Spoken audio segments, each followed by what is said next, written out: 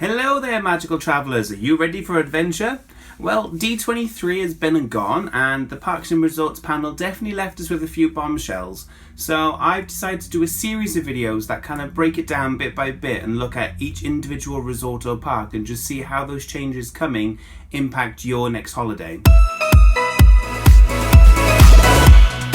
Okay, let's take a little look at Disneyland. The focus at D23 did seem to be more on Walt Disney World than Disneyland, which I'll be honest did shock me. But I have to be honest, some of the stuff they announced were things we kind of knew about, but the big shock was the amount of Pixar that is actually coming to the resort next year. Now, that Star Wars Land model did look phenomenal. It looks absolutely amazing, and it looks like what they're doing with Star Wars Land is unlike anything they've ever done before, and unlike anything any other resort has done. But we don't really know the names of the two attractions yet. We do have a rough idea of what they're going to be about. The first one is going to be an adventure where you can sit in the Millennium Falcon and pilot it yourself. And they did kind of talk about how what you do on that ride and the outcome of what happens on that attraction will affect how the rest of Star Wars Land affects you. Now, I'm kind of interested by this. They've talked about if you bump into a smuggler and you kind of stop him, you may bump into that smuggler separately later on. So that kind of detailing and theme is exactly what I would love to have from Star Wars Land. I just have a lot of questions of how they're going to track that and how they're going to be able to kind of ensure that that interaction does go ahead. Obviously, it's easier for them to do in Walt Disney World because they have the Magic Band system, so they can kind of use the wide-range Bluetooth to kind of access people or groups of people and work out if they've been on the Millennium Falcon attraction, what their outcome were and what the interaction should be. So I can see how they could use the technology in place there, but I'm a bit unsure how they're going to use that technology in Disneyland in California, unless potentially technology like the Magic Band is coming. Now, it doesn't necessarily have to be a Magic Band per se. That technology can fit to some extent within the plastic passes. It's just that's a big cost implication for everyone to have access to that when you're not already tying that into a wider system like the My Disney experience in Walt Disney World, where it's tied into kind of your tickets, your FastPass media, but also your room ticket and your charge system as well. So again, I'm interested to see kind of how they plan to do that within, just do it in general, how that's going to work and where it's going to be. We finally have a name for Star Wars Land as well. So they've decided to go with the name Star Wars Galaxy's Edge. Now, it's a bit of a womp kind of name, to be honest. However, I can understand why they've gone for it. Any other name, kind of giving it a place or a planet or a town, like if they were to do Tatooine, for example, it kind of limits what the adventure could be because all those adventures have to take place from and end at Tatooine. So by giving it a really nondescript name like Galaxy's Edge, you're kind of putting it on the fringe of the galaxy, so it's kind of, it kind of allows for the Resistance to be there, it kind of allows for the Rebels to be there, but it also allows there to be kind of the smugglers and the traders, and it kind of allows them to create just this melting pot of the Star Wars galaxy. So if they needed to, they could pick and choose whatever storyline or resources they want to bring into Star Wars Land, so it gives them a really good jumping off platform for future storylines in the park. The other attraction they showed us a little bit about, where it looks like you're actually going to be on board a First Order ship of some sort and you're going to be kind of piloted around by a droid.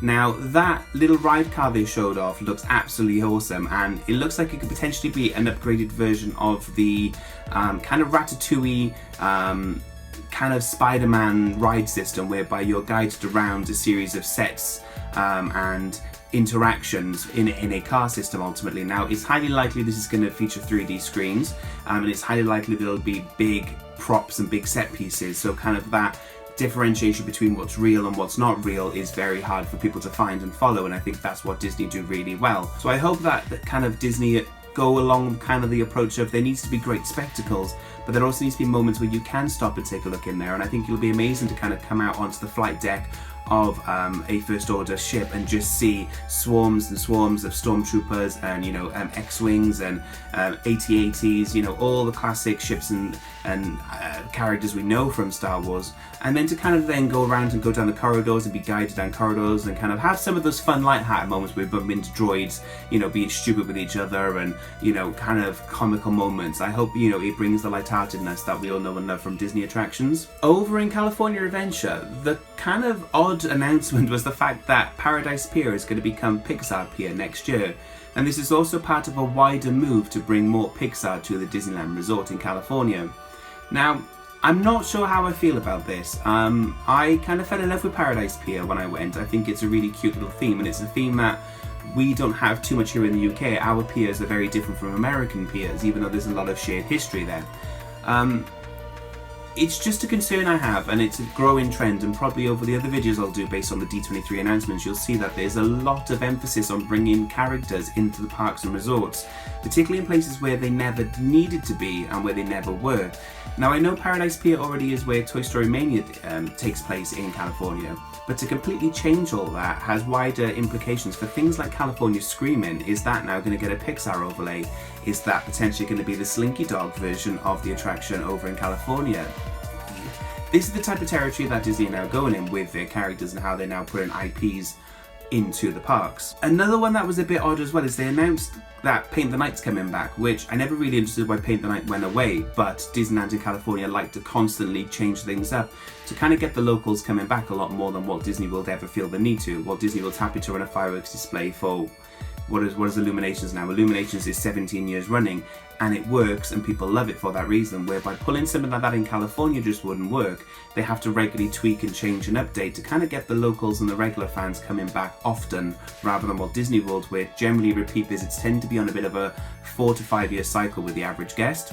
So by kind of removing Paint the Night, but then bringing it back, but then announcing that the Pixar Parade is going over into Disneyland, and it'll be part of a wider resort-wide Pixar festival, is an odd choice in my opinion, and a bit of a, I don't quite know what they're doing, but again, I guess it just gives them something to promote and allows them the excuse to bring more characters in and kind of put it under the veil of a summer annual event. I guess this year is the Summer of Heroes over in California Adventure because they've brought now Mission Breakout, but it seems like this is an excuse to just shoehorn more characters into the parks rather than kind of using it as a way to bring the characters that we know and love to the resort in a fun way. They also announced as part of next year's Pixar Fest there will be a new nighttime show that takes place in Disneyland as well.